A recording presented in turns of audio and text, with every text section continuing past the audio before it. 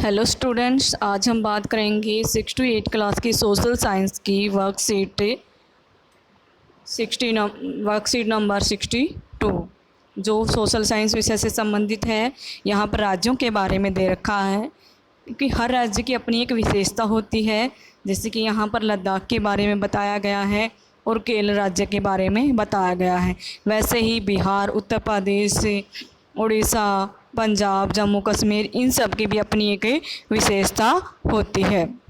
हरियाणा, इन सब राज्यों की अपनी अलग अलग विशेषता पाई जाती है। इसी तरह से यहाँ पर 2 स्टेट दिखा रखे हैं और उनके बारे में बताया हुआ है और तीसरे के बारे में हमें बताना है। अब हम बात करते हैं यहाँ पर लद्दाख की।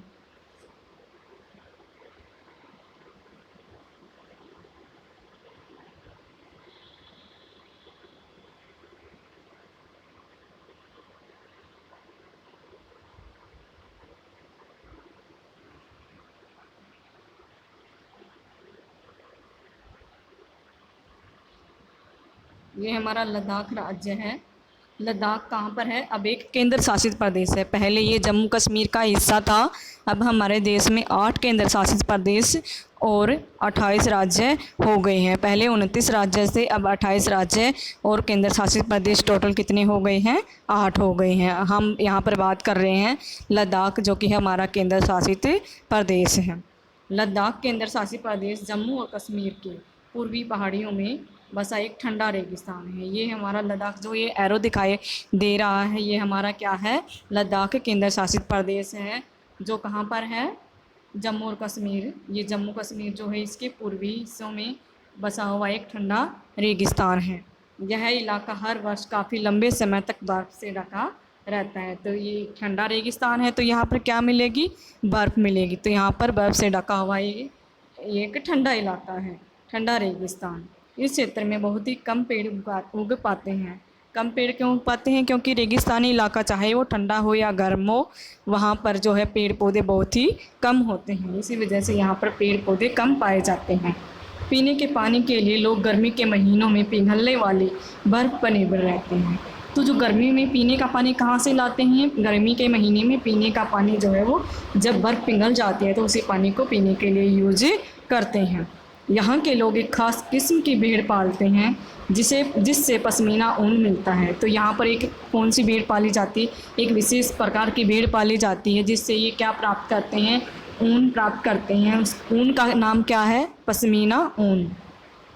यह ऊन बहुत ही कीमती है, इसीलिए पश्मीना शाल बड़ी महंगी होती है। लद्दाख के लोग बड़ी सावधानी से इस ऊन को इकट्ठा करके कश्मीर के व्यापारियों को बेच देते हैं और मुख्यतः कश्मीर में ही क्या होता है? कश्मीर में ही पश्मीना शाल को बुना जाता है मतलब बुनाए। जो पश्मीना शालें जो होती हैं वो कहाँ पर बनाई जाती हैं? मुख्यतः कश्मीर में ही बनाई जाती हैं। यहाँ के लोग क्या खाते हैं? दूध से बनी हुई वस्तुएं, पदार्थ जैसे कि मक्खन है, चीज़ है, एक एवं मांस खाते हैं। और हर परिवार क्या करता है? हर एक परिवार के पास कुछ पालतू पशु होते हैं जिनके नाम क्या है? गाय है, बकरी है और याक। ये सब पालतू पशु जो है वो पालते हैं। अब हम बात करते हैं केरल के बारे में। ये एरो नीचे दिखाई दे रही है आपको, ये हमारा कौन सा राज्य है? केरल राज्य है। ये दक्षिणी पश्चिमी हिस्से में, भारत के दक्षिणी पश्चिमी हिस्से में बसा हुआ राज्य है। यह एक तरफ से समुद्र से घिरा हुआ है। जिस तरफ एरो लगा हुआ है उस तरफ देखिए, उस तरफ क्या है? हमारा अरब सागर है। तो ये एक साइड से जो है अरब सागर के पानी से घिरा हुआ है और दूसरी तरफ एक पहाड़ी। ये केरल है। तो यहाँ पर कौन सा केरल किस तरफ है? हमारे पश्चिमी घाट की तरफ है। तो पश्चिमी घाट की पहाड़ियाँ इस एक तरफ से इसको घिरी हुई हैं। इन पहाड़ियों पर विविध प्रकार के मसाले, यहाँ पर क्या पाए जाते हैं? अनेक प्रकार के मसाले पाए जाते हैं। सबको पता है, जो विदेशी व्यापारी थे वो भारत में आते थे तो मसालों के लिए भारत जो है वो प्राचीन काल में बहुत प्रसिद्ध था और इसी रास्ते से, केरल के रास्ते से ही वो मोस्टली इंडिया के अंदर आते थे।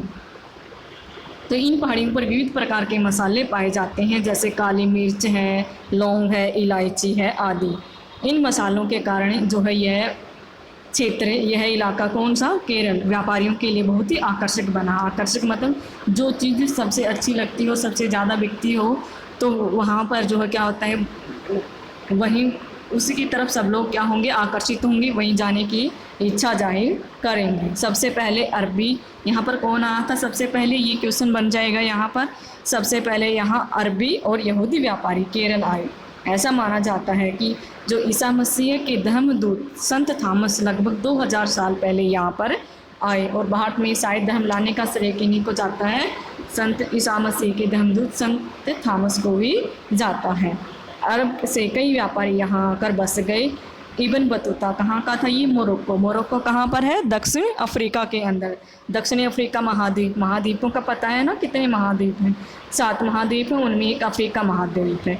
तो वहाँ पर एक मोरक्को नामक का देश है, वहाँ से इब्न बतूता जो है इंडिया के अंदर आया। जो कब आया था, करीब 700 साल पहले यहाँ पर आए। अपने यात्रा वृत्तांत में, यात्रा वृत्तांत का मतलब जब वो यहाँ पर आए उन्होंने यहाँ पर क्या देखा इसके बारे में उन्होंने लिखा, तो उसमें उन्होंने बताया है, मुसलमानों के जीवन का विवरण लिखा है। मुसलमान समुदाय की यहाँ बड़ी इज्जत थी, इसके बारे में मोरक्को ने लिखा है। वास्को डी गामा पानी के जहाज़ से यहाँ पहुँचे। वास्को डी गामा कब आए थे इंडिया में, सन 1498 में आए थे। भारतीय फौज सन 1498 ईस्वी में जो है वो वास्को डी गामा ने यहाँ पर आए थे। तो उन्होंने बताया वास्को डी गामा पानी के जहाज़ से यहाँ पहुँचे तो पुर्तगालियों ने यूरोप से बाहर तक का समुद्री रास्ता जाना, तो बाहर की खोज की थी यहाँ पर वास्को डी गामा के द्वारा। अब यहाँ पर कुछ प्रश्नों के उत्तर दिए हुए, कुछ क्वेश्चन दिए हुए हैं, उनके आंसर हमें अपनी कॉपी के अंदर करने हैं आपको। और क्वेश्चन नंबर फर्स्ट आपका है, भारत के राजनीतिक मानचित्र में अपने गृह राज्य को खोज कर भरिए। गृह राज्य मतलब कि मान लो कोई दिल्ली में रहता है तो हमें दिल्ली को खोज कर इसके अंदर भरना है। ये देखिए छोटी सी जो नज़र आ रही है ये क्या है, ये दिल्ली है।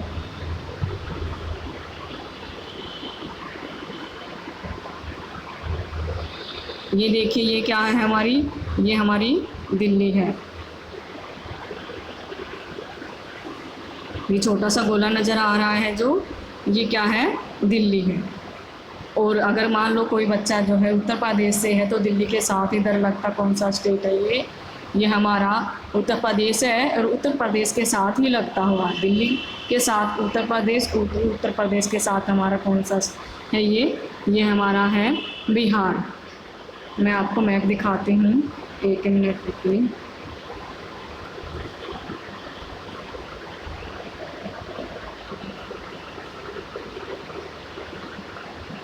ये देखिए ये दिल्ली है, ये उत्तर प्रदेश है और ये हमारा बिहार है। ये इधर दिल्ली के इस तरफ राजस्थान है और दिल्ली के ऊपर क्या है हमारा हरियाणा है और फिर ये मध्य प्रदेश है। तो आप जिस भी राज्य से संबंधित हैं उसके बारे में उसको आपको खोज कर इस मानचित्र के अंदर आपको लिखना है।